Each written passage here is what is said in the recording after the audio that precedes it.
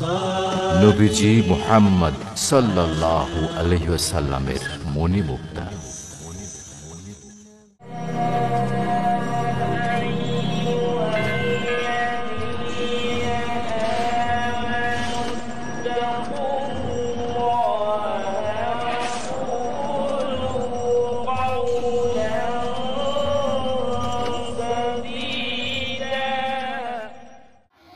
عدي بن حاتم رضي الله عنه قال قال رسول الله صلى الله عليه وسلم اتقوا النار ولو بشق تمرة।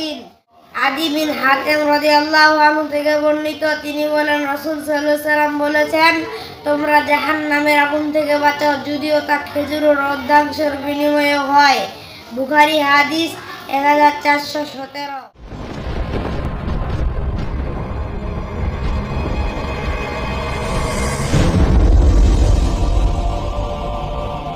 সোনামণি Islamic academy, দুনিয়া ও আখিরাতের কল্যাণে শিক্ষা।